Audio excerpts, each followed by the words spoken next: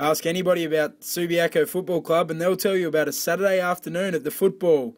Not many would be able to tell you, though, that Subi are going back to school to engage the students in their community.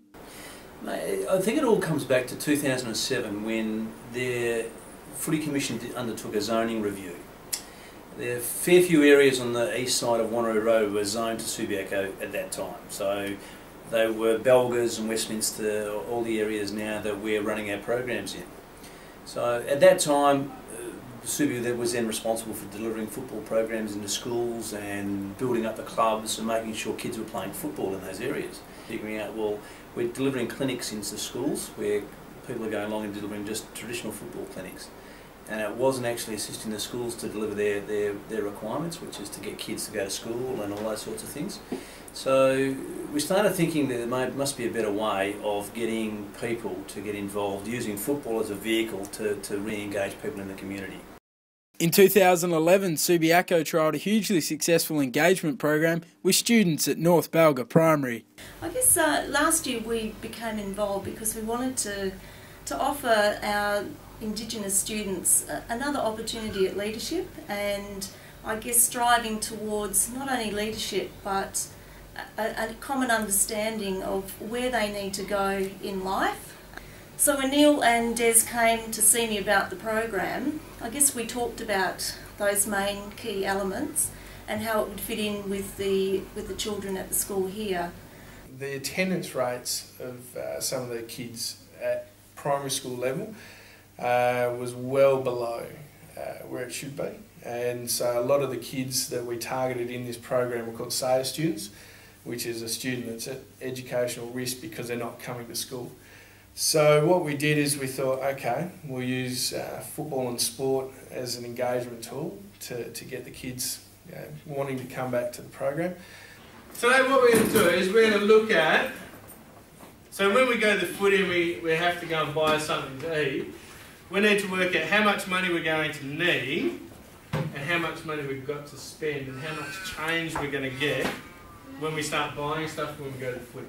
And what we found was when we did an on-entry and an exit survey with the kids when we started last year, and the kids had turned around from saying, oh, I just want to be a sports person to, they had some real career, what's the word I'm looking for? Ambitions. Ambitions, yeah. They no longer wanted to be just an athlete. They wanted to be, we had vets, we had police, we had mine workers and things like that. So part of this Sunset program, how have you enjoyed it so far? Oh yeah, I like it. It's real great. I reckon a lot of kids get to experience things that kids don't, you know, so yeah. Okay, so it's a little bit of a mixture of both your schoolwork and your footy. You enjoy the footy a little bit more than the schoolwork? Oh yeah, I think everyone does, yeah. The schoolwork's still important? Oh, of course. You know, you need the education in case you don't go far on football, you know, something to fall back on. Okay, so you get to do a little bit of schoolwork and also play a little bit of football.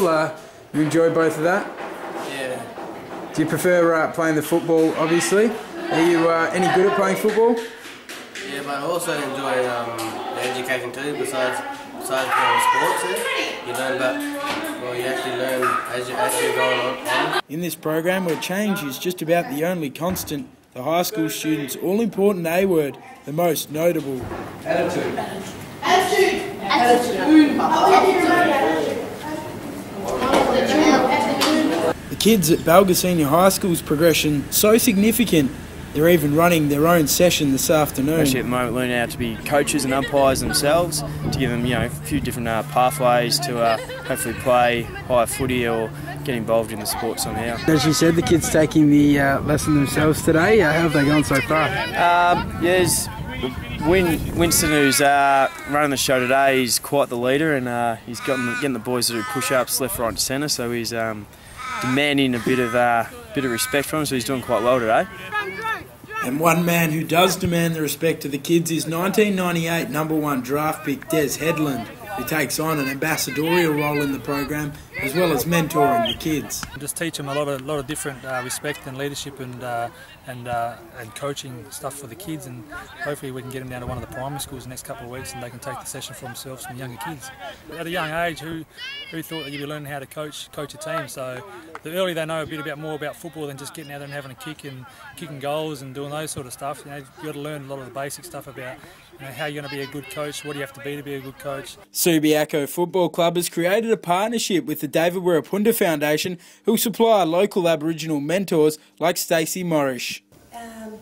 I love the idea of developing this program into different schools. I think it's a great program that has helped with these kids at North Balga, and I think it should be available to other children in primary schools in the area. So I think the more schools, the better it'll be. We're a football club, for goodness sakes. So what are we doing involved in schools and telling kids how to count and to spell things? So it's been an interesting arrangement for that case. We're pretty proud of where we've come from and where we're at the moment. Again, it's very relevant and it's very useful.